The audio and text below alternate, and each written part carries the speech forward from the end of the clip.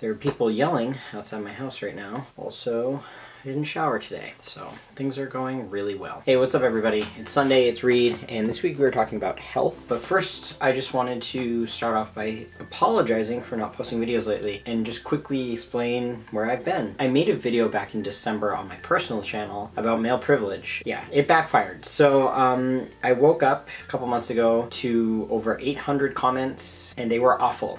Trigger warning, just transphobic language here for a second. They were death threats, telling me to kill myself, that I was a freak, all these things. So yeah, that's where I've been. I had to avoid the internet, I had to avoid YouTube, I haven't really been on much social media. And it's unfortunate because I announced that I was going to start doing binder giveaways on my channel, and then I dropped off the earth. So I apologize for that. All binder giveaway stuff is going to be on my channel within the next week or two, and yeah, I just need to take a break. So thank you for being understanding. I'm sorry that I haven't made videos in a while, but here I am. Okay, so physical and mental health. Funny enough, I've been talking about my physical health being bad for years now, and that I've had pain in my uterus area, and it's been a struggle. But good news, I'm getting a hysterectomy on May 25th, and I'm super excited about it, and I'm gonna make a video on my personal channel probably next week all about how I feel about it and stuff like that. But for now, check out the video. I'll link in the description below. Informational all about my consult and the ultrasound I had to have and everything like that. So it feels really good mentally, like a weight has been lifted now that I'm kind of getting this physical health stuff out of the way. I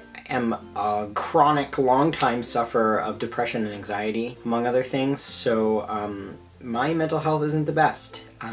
I struggle with it. I have been out of therapy for a while, and I recently just got back into it, and the last year that I've been without therapy has been awful. My last year, mental health-wise, was just absolutely awful, but getting this physical part out of the way and sort of taken care of, it's helped my mental health a lot. I feel a lot more relieved, and I feel a lot more productive, and I'm going down the right path and stuff, so it's good.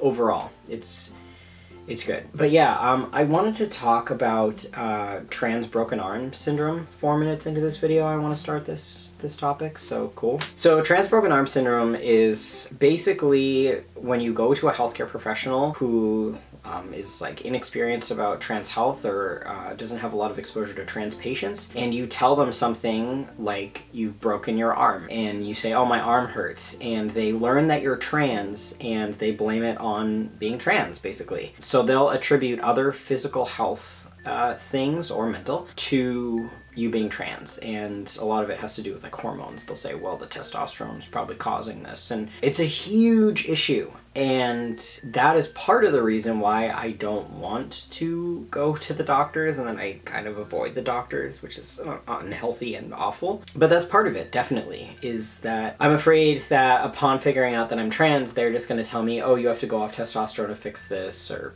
this is because you're on testosterone, or one of those things. And it's a huge problem in the healthcare field, and it obviously is variable depending on what hospital you're at or what area of the world you live in and everything like that. It's not really so common in the Boston area, I don't think, and that hasn't been my experience, but certainly in suburbs outside of Boston where there are hospitals, definitely people don't have a lot of exposure to trans people, so it's frustrating, and I shouldn't have to be afraid to go to the doctor. And that sounds so obvious, but it's true. And a lot of cis people don't realize that trans broken arm syndrome is even a thing, or that I am afraid to go to the doctor. And there are things that I experience as a trans person in regards to my physical or mental health that cis people just don't get. And it's frustrating for me when I tell them and they're like, no, or really? And I'm like, oh my god, catch up. Yes, this is my whole life. Welcome. It's frustrating, and I try to be patient with people about it, certainly, but it's hard. It's hard to not be understood, and it's hard to face hate and things like that. But yeah, so I just wanted to talk a little bit about that. I didn't really say too much about it. This video's been,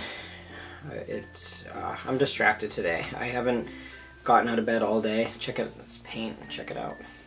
Whoops. I haven't gotten out of bed all day, and I just ordered a pizza, so Ugh, God, life is hard. But anyways, I'm back, and again, sorry for my absence, but I've had a shitty past couple months, and it certainly hasn't helped my mental health. Alright, thank you guys for watching. Stay tuned on my personal channel. I'll be announcing my binder giveaway process next week, and check out the video that I made on my channel. I'll link it below again, just about like my histo consult and things like that. Alright, thanks again guys. Bye.